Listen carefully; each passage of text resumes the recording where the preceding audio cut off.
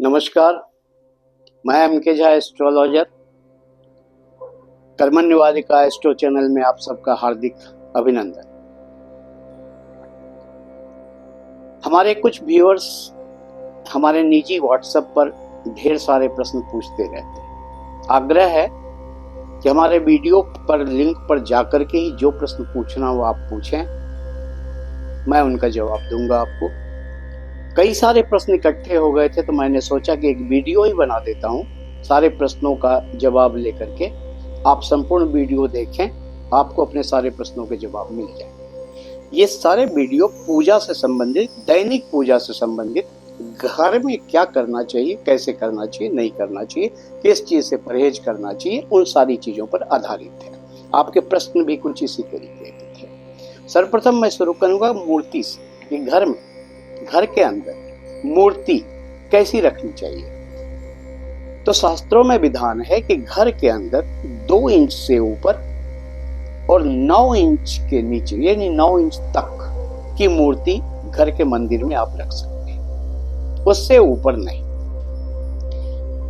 शिवलिंग यदि रखना हो तो अंगूठे के आकार की शिवलिंग आप घर के अंदर रख सकती हैं, उससे ऊपर नहीं। खंडित मूर्ति कभी भी घर के अंदर नहीं रहना चाहिए, नकारात्मक ऊर्जा का प्रभाव उससे होता है। एक से अधिक मूर्ति किसी देवी देवता की न रखें। गणपति की 2 मूर्ति तक आप रख सकते हैं। गणपति की कभी भी विषम संख्या में मूर्ति नहीं रखनी चाहिए। 3, 5, 9, 7 विषम संख्या में मूर्ति नहीं रखना चाहिए। शिवलिंग एक ही होना चाहिए, दूसरा नहीं रखना चाहिए। 4 मूर्तियों से अधिक एक साथ घर में मूर्ति नहीं रखनी चाहिए। ये हो गई मूर्ति रखने की स्थिति। कितनी मूर्ति रखनी चाहिए, कितनी नहीं रखनी चाहिए। 4 मूर्ति आप रखें घर के अंदर और 2 इंच से 9 इंच तक की मूर्ति रखें। शिवलिंग एक ही रखें, अंगूठे के आकार के रखें, पूजा करें। मूर्ति जब भी रखें माता के, देवी देवता के सौम्य रूप की मूर्ति रखें, क्रूर रूप की मूर्ति नहीं रखें, सौम्य रूप की मूर्ति रखें। हनुमान जी की मूर्ति अगर रखनी है तो हनुमान जी की मूर्ति बैठे हुए मुद्रा में, हाथ ऐसे किए हुए मुद्रा की ही मूर्ति आप रखें। दुर्गा माता के काल रात्रि रूप की मूर्ति घर में ना रखें, इससे आपको परेशानी हो सकती है। अब दूसरा सवाल उठता है, परिक्रमा किस देवी देवता की कितनी करनी चाहिए। तो गणपति की परिक्रमा 3 बार होनी चाहिए।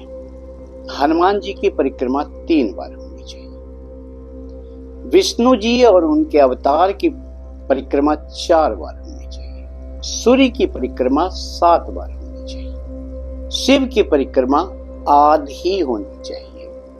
जलाधारी के उधर से जलाधारी के इधर, जलाधारी को लांघना नहीं। आधी परिक्रमा शिव जी की होनी चाहिए।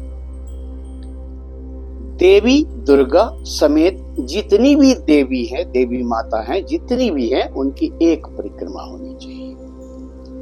पीपल की 108 परिक्रमा का विधान है, लेकिन विषम संख्या में पीपल की परिक्रमा करना शुभ होता है। जैसे 3 हुआ, 5 हुआ, 7 हुआ, 9 हुआ, 11 हुआ। विषम संख्या में आप पीपल की परिक्रमा कर सकते हैं। तीसरा सवाल, सूर्य को जल सुबह सूर्योदय से 1.5 घंटे के भीतर ही दे देना चाहिए। जल सदैव ताम्र पात्र में, तांबे के लोटे में ही देना चाहिए। जल सूर्य को 3 बार में देना चाहिए। 3 अर्घ सूर्य को दिया जाता है। कई लोग पात्र लेते हैं और जल देना शुरू करते हैं और जब तक जल खत्म नहीं होता है तब तक देते रह जाते हैं। वो तरीका नहीं है सूर्य को जल देने का। सूर्य को जल देना हो तो 3 बार, एक बार दिया, दूसरी बार दिया, फिर तीसरी बार दिया। सूर्याष्टक का पाठ करते हुए दे सकते हैं आप, या फिर ओम गृणी सूर्याय नमः मंत्र का 3 बार जाप करके आप उनको दे सकते हैं। सूर्य को जल देने में आप लाल चंदन, लाल पुष्प, अक्षत का प्रयोग करें, बहुत शुभ होता है। विशेष परिस्थिति में हल्दी डाल करके भी सूर्य को जल दिया जाता है। हल्दी डाल के अर्घ देने से, जल देने से हमारे विवाह में आ रही बाधाओं से हमें छुटकारा मिलता है और मान सम्मान की प्राप्ति होती है। लाल मिर्च के 21 दाने निकालकर जल में डालकर सूर्य को जल देने से कर्ज से मुक्ति मिलती है और आर्थिक स्थिति सामान्य होता है, नौकरी में लाभ प्राप्त होता है। तो ये विशेष चीज आप ध्यान रखें। सूर्य को तुलसी पत्र देकर के जल नहीं देना चाहिए। सूर्य उष्णता का प्रतीक है और तुलसी शीतलता का प्रतीक है। दोनों विरोधी है, उष्णता और शीतलता, इसलिए उसे मिलाकर देने से परेशानी हमारे अंदर वो आएगी, तो फिर दिक्कत हो जाती है। 12 बजे के बाद सूर्य को जल नहीं देना चाहिए। वो उष्णता उसकी बढ़ती है तो आपको उसका अच्छा रिजल्ट नहीं मिल पाता है, आपको उसका विपरीत रिजल्ट प्राप्त होता है, विपरीत परिस्थिति में आप चले आते हैं। क्रोध बहुत ज्यादा उससे आपको उत्पन्न हो जाएगा। कि सूर्य जब तक सौम्य में है तभी तक उनको आप जल दीजिए, तो आपको सूर्य का संपूर्ण लाभ प्राप्त होगा। किसको क्या पसंद है, किस देवी देवता को क्या पसंद है? माता दुर्गा को गुड़हल का लाल पुष्प, सम्मी का पत्र और अपराजिता के फूल अति प्रिय है। शिव को बेलपत्र अति प्रिय है। गणपति को दूर्वा अति प्रिय है। श्री हरि विष्णु को और उनके अवतार को तुलसी पत्र बहुत प्रिय है। बाकी जो माताएं हैं, लक्ष्मी माता, उन्हें कमल के फूल बहुत प्रिय हैं। माँ सरस्वती को सफेद पुष्प और पीले पुष्प, कनेर के फूल, गेंदे के फूल और सफेद कनेर के फूल, जो सफेद पुष्प हैं, वो माँ सरस्वती को बहुत पसंद है। तो उस हिसाब से आप उनको देंगे। माता दुर्गा को दूर्वा नहीं अर्पित करनी चाहिए। गणपति को और शिव को तुलसी अर्पित नहीं करनी चाहिए। सूर्य को मैंने मना ही किया कि जल में तुलसी पत्र देकर के जल नहीं देना चाहिए।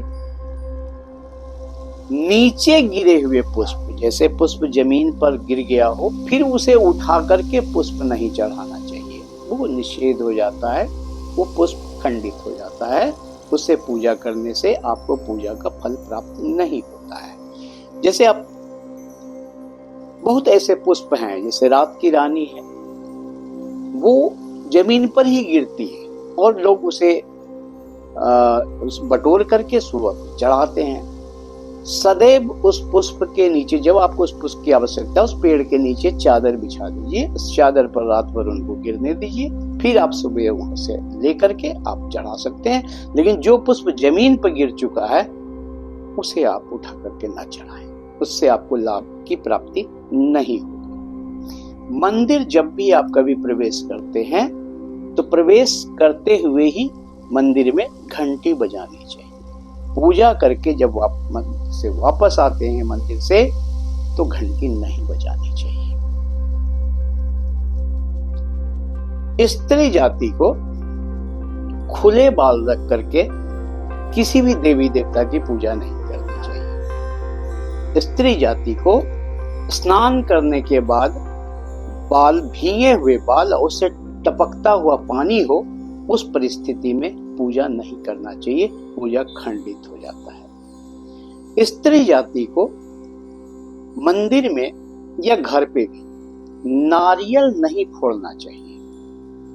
नारियल श्रीफल है, बीज रूप माना गया है, और स्त्री जाति भी बीज से ही उत्पन्न करती है संतान को, तो वो बीज का हनन नहीं कर सकती है, बीज को तोड़ नहीं सकती है, ये मान्यता है। इसलिए स्त्री जाति को नारियल नहीं फोड़ना चाहिए। दूर्वा और बेलपत्र, दूर्वा 10 दिनों तक बासी नहीं होता है। आप चाहें तो आज चढ़ाया हुआ दूर्वा कल फिर उसे धो करके आप चढ़ा सकते हैं। 10 दिनों तक ये प्रक्रिया आप कर सकते हैं। दूर्वा 10 दिनों तक बासी नहीं होता है। बेलपत्र 6 महीने तक बासी नहीं माना जाता है। आप चढ़ाए, फिर धो करके आप दूसरे दिन चढ़ा सकते हैं, फिर धो करके आप तीसरे दिन चढ़ा सकते हैं। बेलपत्र बासी नहीं, जब तक वो साबुत है, उसमें कहीं पत्ते उसके खराब ना हो गए हो, तब तक आप उसको चढ़ा सकते हैं। अखंड ज्योति घर के अंदर यदि किसी पूजा में, जैसे नवरात्रि चल रही है, आप अखंड ज्योति प्रज्वलित करेंगे। अखंड ज्योति जब आप प्रज्वलित करते हैं तो घर को बंद करके सारे लोग एक साथ बाहर नहीं जाएंगे। अखंड ज्योति प्रज्वलित करने के बाद किसी न किसी को घर में रहना चाहिए और घर कंप्लीट बंद करके बाहर नहीं जाना चाहिए। तिलक लगाने की सही विधि क्या है? तिलक अगर देवी देवता को लगाना हो तो अनामिका उंगली से लगाना चाहिए। स्वयं को अगर लगाना हो तो मध्यमा उंगली से लगाना चाहिए। तर्जनी उंगली का तिलक लगाने में निषेध करना चाहिए। ये निषिद्ध माना गया है। तिलक दिन के हिसाब से, ग्रहों के हिसाब से लगाने से ज्यादा फायदा करता है। जैसे सूर्य के लिए रविवार के दिन लाल रंग का तिलक लगाएं, लाल चंदन का तिलक लगाएं। चंद्रमा के लिए सफेद, मंगल के लिए लाल रंग का तिलक, बुध के लिए अष्टगंध का तिलक होना चाहिए। देवगुरु बृहस्पति के लिए पीले रंग का तिलक या केसर का तिलक होना चाहिए। शुक्र के लिए रोली चंदन का तिलक होना चाहिए।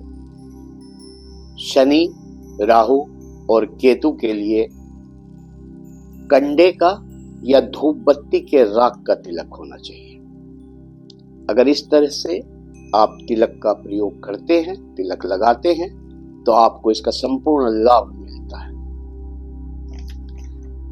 आगे है आसन। जिस पूजा पर बैठ करके हम, मतलब जिस आसन पर बैठ करके हम पूजा करते हैं, वो आसन कुश का हो या रेशम का हो, ये आसन सर्वोत्तम माना गया है। काले आसन नहीं होने चाहिए। आसन हर व्यक्ति का अपना अलग होना चाहिए।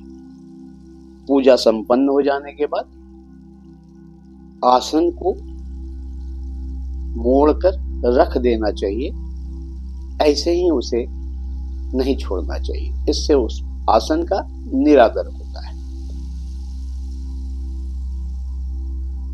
माला, माला जाप करने की सही विधि क्या है? माला जाप करने में भी तर्जनी उंगली का निषेध होना चाहिए। यूं आप माला रखेंगे मध्यमा उंगली और अनामिका उंगली के सपोर्ट से, मध्यमा उंगली के ऊपर, और फिर जहां सुमेरु है उसके बाद से काउंट शुरू करेंगे। माला को पीछे नहीं करना है। मंत्र जाप करेंगे,